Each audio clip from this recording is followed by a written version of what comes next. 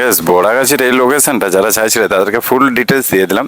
নমস্কার বন্ধুরা, আমি শুভঙ্কর। আজকে আমি তোমাদেরকে নিয়ে যাবো সেই ভাইয়ের লোকেশনে। তোমরা চলে এসো 58 গেট। আমি শ্যামপুর থেকে গিয়েছি, তাই 58 গেট থেকে ডান দিকে ঘুরেছি। দেখো, এই ডান দিক দিয়েই কিন্তু যেতে হবে সেই লোকেশনে। তাই যারা উলবেড়িয়া থেকে আসছো তারা কিন্তু একদম সোজা রাস্তা ধরে চলে আসো।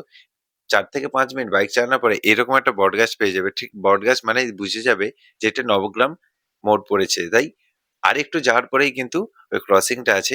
একদম দেখো, একটা জেব্রা ক্রসিং তোমরা দেখতে পেয়ে যাবে। জেব্রা ক্রসিং এর বাম দিক ধরেই যাবে, ডান দিকে যাওয়ার দরকার নেই।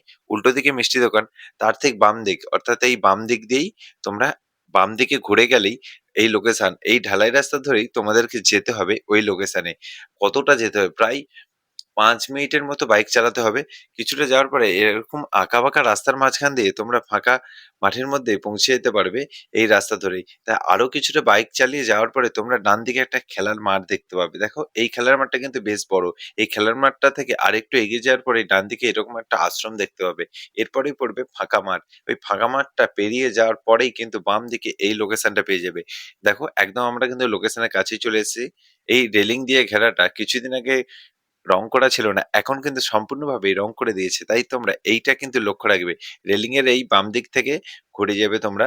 আবারও বলছি, এই পোলটা পেরোতে হবে। এই পোলটা পেরোনোর পরেই সামনে একটা ডান দিকে টার্নিং আছে। ওই পোস্টারের কাছ থেকে ওই ডান দিকে টার্নিংটা ঘুরবে। দেখো, এখান থেকে অনেকে আসছে যাচ্ছে। তো আমিও কিন্তু এই ডান দিকে টার্নিং ঘুরেছিলাম।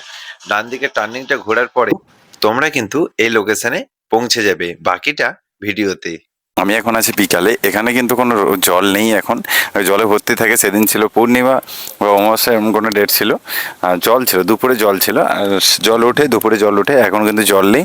সো তোমাদেরকে আসতে হলে কিন্তু দুপুরের দিকে আসতে হবে ওই রকম জলের লোকেশন নিতে হলে। আর যদি বিকালে একটু হাওয়া খেতে আসো তাহলে এই জায়গাটা বিকালের জন্য দারুণ, বসার জায়গা ভালো। এখন অনেকেও বসে আছে, আমার কিন্তু ওয়েদারটা এখন দারুণ লাগছে, হেভি লাগছে। সো তোমরা আসছো কিনা সেরকমটা ফুল ডিটেলস থাকলো, পুরো লোকেশনটা থাকছে 58 গেট থেকে বড়াগাছি পর্যন্ত ফুল লোকেশনটা দিয়ে দিলাম।